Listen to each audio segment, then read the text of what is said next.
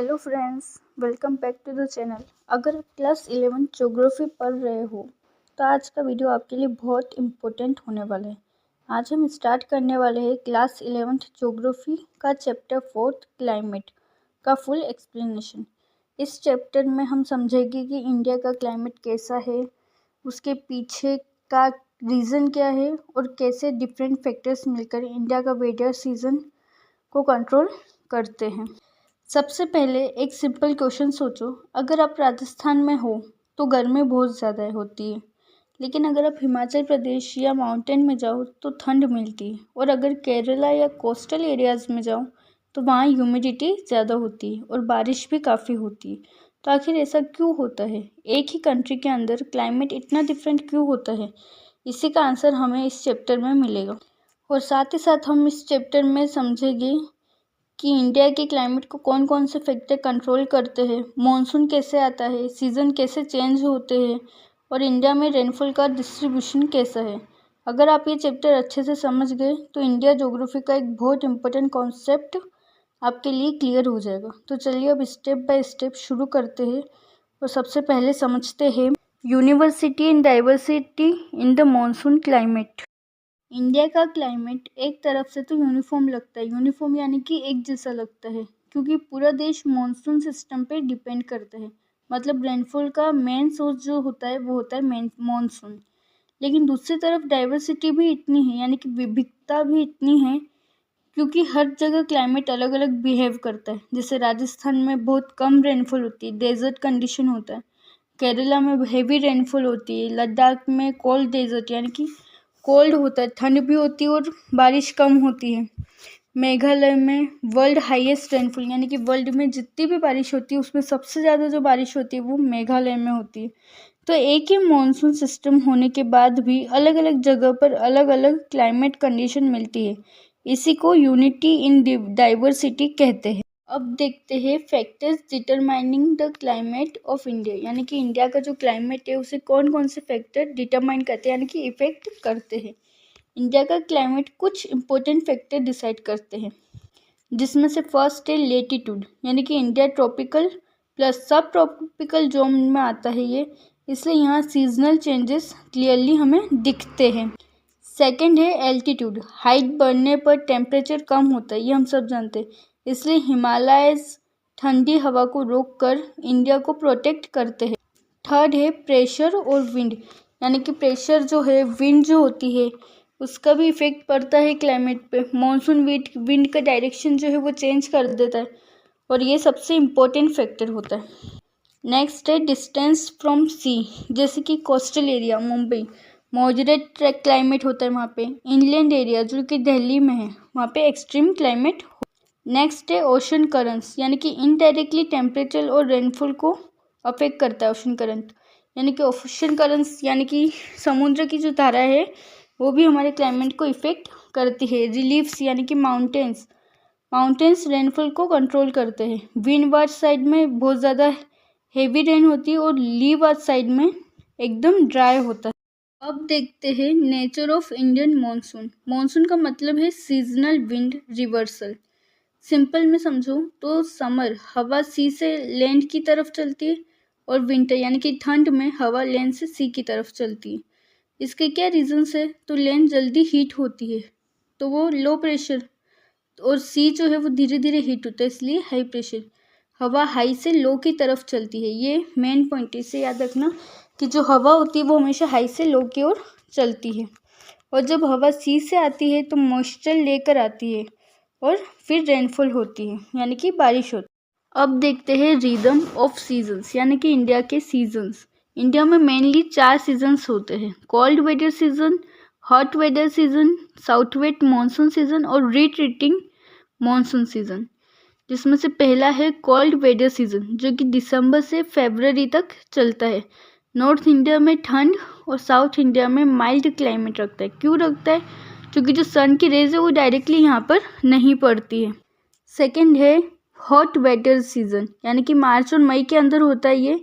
Temperature यहाँ पर बहुत ज़्यादा हाई होता है, हॉट वेदर है तो जाहिर सी बात है हाई होगा। लू यानी कि एक हॉट विंड यानी कि गर्म हवा होती है, लू के नाम से चलती है। डस्ट स्टॉर्म भी आते हैं यहाँ पे। फॉर एग्जांपल राजस्थान, दिल्ली में एक्सट्रीम गर्मी होती है, यानी कि बहुत ज़्यादा गर्मी होती है। थर्ड है साउथ वेस्ट मानसून सीजन, जो कि जून और सितंबर के बीच तक रहता है। मेन रेनी सीजन जो होता है, यानी कि मेन जो बारिश का मौसम होता है वो यही होता है। एग्रीकल्चर के लिए बहुत ज़्यादा इम्पोर्टेंट होता है, ज़रूरी। ये जून में केरला से आता है। इसकी 2 ब्रांचेस होती है, अरेबियन सी ब्रांच और बे ऑफ बंगाल। अब इसमें अगर हम अरेबियन सी ब्रांच देखें तो वेस्टर्न घाट से टकरा कर हेवी रेनफॉल देती है, जैसे कि मुंबई में और केरला में। और अगर बे ऑफ बंगाल ब्रांच देखें तो यहाँ पे आसाम, मेघालय में ज़्यादा रेनफॉल होती है, फिर गंगा प्लेन्स में आगे बढ़ती है। रीज़न ऑफ रेनफॉल, अब रेनफॉल के रीज़न क्या होते हैं? तो माउंटेन हवा को रोक देते हैं, हवा ऊपर उठ जाती है और कंडेंसेशन हो जाता है, उस वजह से जो बारिश है वो, मतलब देखो सिंपल वे में समझते हैं तो माउंटेन जो होते हैं, पर्वत जो होते हैं, बहुत ज़्यादा ऊंचाई पे होते हैं, तो वो जब रेनफॉल की जो हवा होती है वो जब आती है तो वो उसे रोक देते हैं, हवा ऊपर उठ जाती है, वहाँ से माउंटेन से टकरा के हवा जो है वो ऊपर की ओर उठ जाती है, उससे कंडेंसेशन होता है और फिर उससे बारिश होती है। यही एक प्रोसेस होती है बारिश होने की। फोर्थ है रिट्रीटिंग मानसून सीजन, मतलब मानसून वापस लौटने लगता है, इसका एक क्लियर होने लगता है, यानी कि इस समय जो है मानसून, बारिश का जो मौसम होता है वो जाने लगता है। ये सीज़न अक्टूबर और नवंबर के बीच तक रहता है, जब मानसून जो है, बारिश जो है वो जाने लगती है, लौटने लगती है। और जो बादल होते हैं वो भी एकदम साफ हो जाते हैं, टेम्परेचर थोड़ा सा बढ़ जाता है। अक्टूबर में थोड़ी सी गर्मी होती है। स्पेशल केस होते हैं तमिलनाडु में, इस टाइम रेनफॉल बहुत ज़्यादा होती है और इसका रीज़न ये है कि नॉर्थ ईस्ट विंड्स जो है वो बे ऑफ बंगाल से मॉइस्चर लेकर आती है, इस वजह से तमिलनाडु में रेनफॉल होती है इस समय। अब देखते हैं ट्रेडिशनल इंडियन सीजन्स। इसमें सिर्फ आपको नाम याद रखने की ज़रूरत है और कुछ भी याद रखने की ज़रूरत नहीं, क्योंकि इसमें ज़्यादा से ज़्यादा आपसे सिर्फ नाम पूछ लेगा या फिल इन द ब्लैंक्स में कोई क्वेश्चन पूछ लेगा जिसमें आपको सिर्फ नाम लिखने रहेंगे। इसमें नॉर्मली देखा जाए तो ट्रेडिशनल 6 सीजन होते हैं, वसंत, ग्रीष्म, वर्षा, शरद, हेमंत और शिशिर, यानी कि स्प्रिंग, समर, रेनी, ऑटम, प्री विंटर और विंटर। लेकिन ज्योग्राफी में हम मेनली सिर्फ 4 सीजन पढ़ते हैं। कौन कौन से पढ़ते हैं? तो स्प्रिंग, समर, रेनी और ऑटम। अब देखते हैं डिस्ट्रीब्यूशन ऑफ रेनफॉल, यानी कि इंडिया में जो रेनफॉल है अनइवन है, यानी कि एकदम अलग अलग है, कहीं पर ज़्यादा है कहीं पे कम है, इस तरह से। तो हाई रेनफॉल एरिया कौन कौन सा है? तो western coast, north east coast India में। कहाँ पे और वहाँ पे कितनी बारिश होती है? तो 200 सेंटीमीटर से ज़्यादा होती है, बस आपको इतना ही ध्यान रखना है यहाँ पे। और लो रेनफॉल में पूछ लिया जाए आपसे एरिया, तो राजस्थान और लद्दाख, यहाँ पे कितनी होती है? तो 50 सेंटीमीटर से कम होती है। और कोई आपसे पूछ ले कि ऐसा क्यों होता है, इसका क्या रीज़न है? तो मॉनसून विंड का जो पाथ होता है उसकी वजह से, यानी कि माउंटेन्स की वजह से भी होता है। अब ये इस चैप्टर का सबसे मेन टॉपिक है, monsoon and economic life in India, यानी कि मॉनसून का हमारी इकोनॉमिक लाइफ से क्या लेना देना होता है। तो इंडिया की इकोनॉमी में काफ़ी हद तक मॉनसून पर डिपेंड करती है। क्यों करती है? क्योंकि हमारा इंडिया अधिकतर 70% जो है एग्रीकल्चर पे डिपेंडेंट कंट्री है, इसलिए फार्मर रेन पे ही डिपेंड रहते हैं। अच्छा मानसून होगा तो अच्छी क्रॉप्स उगेगी, वीक मानसून होगा तो सूखा पड़ेगा। इससे इफेक्ट पड़ता है जीडीपी पर, इफेक्ट पड़ता है फूड सप्लाई पर, इफेक्ट पड़ता है और एम्प्लॉयमेंट पर इफेक्ट पड़ता है। क्योंकि हमारा जो इंडिया है वो पूरी तरह से एग्रीकल्चर पर डिपेंडेंट है, 70% जो लोग हैं वो एग्रीकल्चर ही करते हैं, इसलिए मानसून को ही लाइफलाइन ऑफ इंडिया कहा जाता है।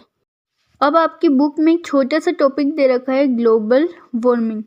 अब इसमें अर्थ का जो टेम्परेचर है वो बढ़ता है, किसकी वजह से? ग्रीन हाउस गैसेस की वजह से, यानी कि CO2 यानी कि कार्बन डाइऑक्साइड, पॉल्यूशन और डिफॉरेस्टेशन के बढ़ जाने की वजह से ग्रीन हाउस गैसेस पे इफेक्ट पड़ता है, जिसकी वजह से हमारे अर्थ का जो टेम्परेचर है वो और ज़्यादा बढ़ जाता है। और इसमें इंडिया पे क्या इफेक्ट पड़ता है इसका? तो मानसून अनप्रिडिक्टेबल हो रहा है, फ्लड्स और ड्राउट्स बढ़ रहे हैं, यानी कि बाढ़ आना, सूखा पड़ना बढ़ रहा है, ग्लेशियर जो है वो मेल्ट होते जा रहे हैं, सी लेवल बढ़ता जा रहा है और इस वजह से फ्लड और ये सब होते हैं। फॉर एग्जांपल कभी एक ही दिन में बहुत ज़्यादा रेनफॉल हो जाती है और कभी पूरे सीज़न में बारिश नहीं होती। इस वजह से या तो कभी फ्लड आती है या सूखा पड़ जाता है। तो दोस्तों, इंडिया का जो क्लाइमेट है वो मॉनसून बेस सिस्टम होता है, जो कि काफ़ी ज़्यादा डायनामिक होता है। अगर आप प्रेशर, विंड, ज्योग्राफी और ह्यूमन इम्पैक्ट, इन 4 चीज़ों को समझ जाओ अच्छी तरीके से, तो इस चैप्टर को आप बहुत आसानी से समझ सकते। तो बच्चों, मैंने आपको इस चैप्टर में जो जो चीज़ें समझाई है, उन चीज़ों को आप अच्छे से अपने दिमाग में रखना, क्योंकि इस चैप्टर में से जो जो एकदम इम्पोर्टेंट चीज़ें, वो सारी चीज़ें मैंने आपको बता दी हैं। इस क्वेश्चन से, इस चीज़ से बाहर कोई भी क्वेश्चन नहीं आएगा आपका। अगर आपका बेसिक क्लियर होगा तो आप क्वेश्चन का आंसर बना के भी लिख सकते हैं, ताकि भला वो छोटा है या बड़ा है, आपको सिर्फ उस क्वेश्चन को समझने की ज़रूरत है। इसलिए इस वीडियो में जो जो चीज़ें मैंने आपको बताई है, उसे अच्छी तरीके से समझ लेना और इसका अपना बेसिक क्लियर कर लेना, ताकि आप कोई भी क्वेश्चन आपके सामने आ जाए इस चैप्टर का, तो आप उसे कर सकें। क्योंकि इतनी गारंटी मैं आपको दे सकती हूँ कि इसमें जो मैंने आपको बताया, उसके बाहर एक भी क्वेश्चन नहीं जाएगा। जो भी आएगा इसी में से आएगा। तो 100% इसी में से आएगा। इसलिए आप इसमें जो जो चीज़ें मैंने आपको समझाई है, उसे अच्छी तरीके से अपने दिमाग में रखना। अगर आपको ये एक्सप्लेनेशन पसंद आया हो तो वीडियो को लाइक करना ना भूलें और ज़्यादा से ज़्यादा लोगों तक इस वीडियो को शेयर करें, ताकि वो भी अपनी इस वीडियो को देख के अपना बेसिक क्लियर कर सके और एग्ज़ाम्स अच्छे से दे सकें और पढ़ सकें। और ऐसे ही वीडियोस को आगे देखने के लिए चैनल को सब्सक्राइब करें। अब मिलते हैं अगले वीडियो में।